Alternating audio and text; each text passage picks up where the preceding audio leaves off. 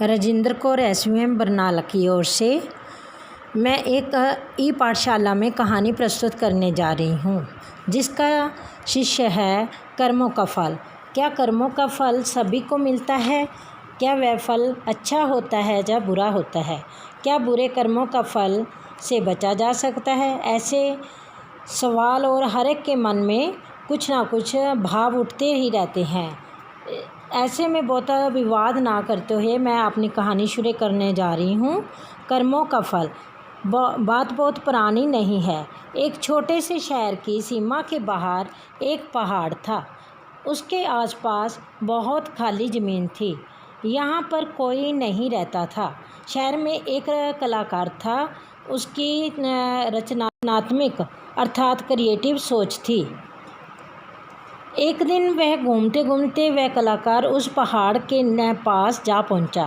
उसके मन में विचार आया, क्यों ना पहाड़ से गिरे हुए इन पत्थरों से मैं कुछ देवी देवताओं की मूर्तियां बनाऊं। अब उस जगह पर रोज़ आने लगा। उसने पत्थरों को तराश कर बहुत सुंदर मूर्तियां बना डाली। मूर्ति वाकई में इतनी सुंदर थी कि धीरे धीरे यह बात पूरे शहर में फैल गई। पहले कुछ लोग आए और धीरे धीरे बहुत सारे लोग उस स्थल पर मूर्तियां देखने के लिए आने लगे। कुछ लोगों ने पैसे इकट्ठे करके कलाकार को दिए और उसने एक मंदिर रूपी भवन का निर्माण भी करवा लिया और उन मूर्तियों को वहाँ से उठाकर उसने भवन के अंदर रख दिया। धीरे धीरे आसपास के गांवों और शहरों में भी इस भवन की बहुत चर्चा होने लगी और सुंदर मूर्तियों को देखने के लिए बहुत से लोग आने लगे। अब वह स्थल धार्मिक व आध्यात्मिक स्थान बन चुका था। लोग दूर दूर से आने के कारण उसमें बहुत भीड़ रहने लगी। श्रद्धालु लोग मूर्तियों को देखने के लिए धन भी चढ़ाना शुरू कर दिया। दिन बीतते गए और धन की तिजोरियां भरती चली गई। उस स्थान को इतनी लोकप्रियता हुई कि सब लोगों ने अपना अपना काम करना शुरू कर दिया। जैसे कि टैक्सी वालों ने अपनी गाड़ियां चला दी, दुकानदारों ने आसपास खाने पीने का अन्य किस्म का सामान बेचना शुरू कर दिया। यहाँ तक कि बिल्डरों ने अपनी प्रॉपर्टी डेवलपमेंट करके बेचनी शुरू कर दी। कुछ वर्षों बाद कारीगर, जो कि लगभग इस भवन का मालिक था, अचानक बीमार पड़ गया। डॉक्टरी जांच के बाद पता चला उसे बहुत भयानक और जानलेवा रोग है। डॉक्टरों ने उसे यह कह दिया कि उसके पास अब कुछ ही दिन बचे हैं। जब सब कुछ इतना अच्छा चल रहा था तो उस समय वह भयानक रोग कहाँ से आया, यह सोचकर कलाकार बहुत दुखी रहने लगा। अब वह सारा दिन रोता ही रहता था। अक्सर भगवान को ताने देने लगा, मैंने तुम्हारा क्या बिगाड़ा था? मैंने तुम्हारी इतनी सेवा की, उसके बदले में आपने मुझे यह फल दिया। यह तो सरासर अन्याय है। तो एक दिन रात को उसने सपने में देखा भगवान उसके पास चलकर आ रहे हैं और बोले, तुम मुझे किस बात का अलामा देने जा रहे हो?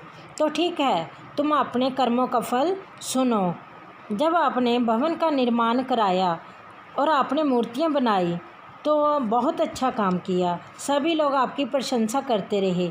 जब आपके पास इतना पैसा था तो आपके पास मदद के लिए आए, आपने उनको जवाब दिया। बिलखते हुए लोगों को आपने रुलाया। तुमने एक बच्चा आया, उसको अपना गुलाम बना दिया। याद करो वह भूखा बूढ़ा भिखारी जिसके पास खाने के लिए कुछ नहीं था, आपने खाना देने की बजाय उसको धक्के मारकर दूर भगा दिया। याद करो वह दिन जब बहुत वर्षा हो रही थी तो उसने एक माँ और छोटे बच्चे ने मंदिर के प्रांगण में खड़े थे, आपने वहाँ पर भी उसको खड़ने ना दिया और मंदिर बंद करने का समय कहकर उसको वहाँ पर भगा दिया। वह दोनों लोग बहुत देर तक बारिश में भीगते रहे। याद करो जब कुछ बुजुर्ग इकट्ठे होकर तुम्हारे पास धन की मदद मांगने आए जिससे वह गरीबों के लिए एक स्कूल खोलना चाहते थे। धन तो तुम्हारे पास भी बहुत था, परंतु तुमने उनको देने से इनकार कर दिया। सरकार से मदद मांगने को कहा। क्या तुमने एक विधवा औरत महिला जो आपके पास मदद मांगने आई, आपने मजदूरी के बदले उसको 2 रोटी दी? सारा दिन उससे काम लेते और 2 रोटी दिन में ही देते थे। भगवान ने पूछा, इतने सारे बुरे कर्म के बाद भी तुम मुझे किस बात का उलामा देने चाहते हो? तुम्हारे कर्मों का फल तो भोगना ही पड़ेगा। तुम्हें जो दुष्कर्म किए हैं उसका दंड तो आपको अवश्य मिलेगा।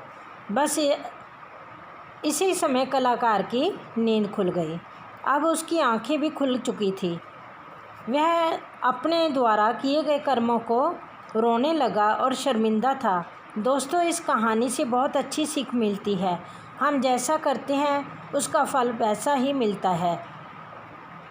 अब यह फल रूप में ज़रूर मिलता है। अब यह फल अच्छा होगा या बुरा होगा, मनुष्य के अच्छे या बुरे कर्मों पर ही निर्भर करता है।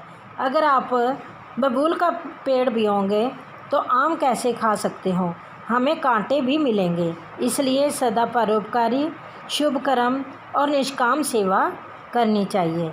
इससे यह शिक्षा मिलती है कि हमें सबकी मदद करनी चाहिए, नहीं तो जैसा करोगे वैसा भरना ही पड़ता है। धन्यवाद।